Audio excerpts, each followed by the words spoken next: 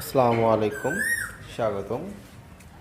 আমরা আজকে আরেকটা জায়গায় অর্থাৎ নতুন একটা পার্কে আসছি এবং পার্কের নাম আপনারা একটু পরে দেখতে পারবেন।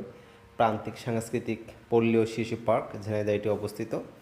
এটি কলাবাগানের আপনার পাশে অবস্থিত। আমরা আজকে এর ভিতরে কী কী আছে, আপনারা আসবেন কিনা এবং ইন ডিটেলস আপনাদেরকে জানাবো। সো এটি শিশুদের জন্য পার্ক এবং সাংস্কৃতিক পল্লীদের জন্য, অর্থাৎ সাংস্কৃতিক যে মনা আছেন তাদের জন্য। আপনার হচ্ছে আজকে এই ভিডিওতে আমি কিছু ইনফরমেশন দেব এই পার্ক সম্পর্কে, যেগুলো দেওয়ার পরে হয়তো একটা রিস্ক থেকে যাবে। কারণ জানেন, একটা প্রতিষ্ঠান সম্পর্কে যদি নেগেটিভ কোনো তথ্য দেওয়া হয় তাহলে সেটা কিন্তু তাদের প্রতিষ্ঠানের জন্য প্রভাব পড়ে। সো আপনারা দেখতে পাচ্ছেন এটা হচ্ছে পথের মুখ, এইখান থেকে আমরা যাচ্ছি। সো আমরা গিয়েছিলাম 4টার পরে। এই যে ইনফরমেশনটা দেওয়ার জন্য আমি কথাটা বলছি, 4টার পরে আপনার হচ্ছে যেহেতু দুপুরবেলা ছিল, তখন দেখা যাচ্ছে লোকজন খুব বেশি একটা আপনার হচ্ছে চলাফেরা করে না। এবং গ্রীষ্মের দিন, ঠিক আছে, এপ্রিল মাস, বৈশাখ মাস চলছে বাংলা।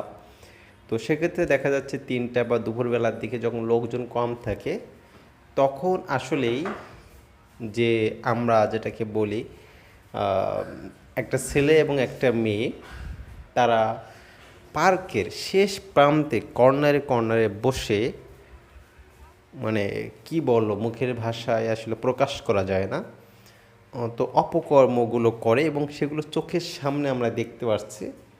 কিছুই করতে পারতেছে না এবং কিছু বলাও যাচ্ছে না।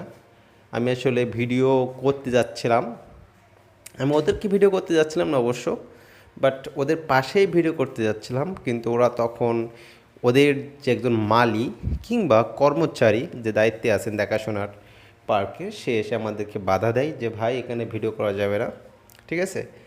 এবং কারণ কি, কারণ ওই যে তাদের সিকিউরিটি এবং এটা তাদের প্রতিষ্ঠানের দুর্নাম হবে, ঠিক আছে। সো ভিডিও বললো যে ভাই ভিডিও আপনি করতেছেন, আপনার এই ভিডিও আমাকে দেখানো লাগবে। সো পরবর্তীতে ওনাকে দেখালাম যে আসলে ভাই ভিডিওতে নেই। উনি বললেন যদি থাকে ভাই অবশ্যই কেটে দেবেন। সো আমি আপনাদেরকে এখান থেকে যে বিষয়টা বোঝাতে চাচ্ছি, এটা হচ্ছে শিশু পার্ক এবং পল্লী সংস্কৃতি পার্ক। এটি ইতিপূর্বে আমি বলেছি। তবে এখানে আসলে অপকর্ম, অপসংস্কৃতি এবং খুবই জঘন্য কাজ হয় এখানে।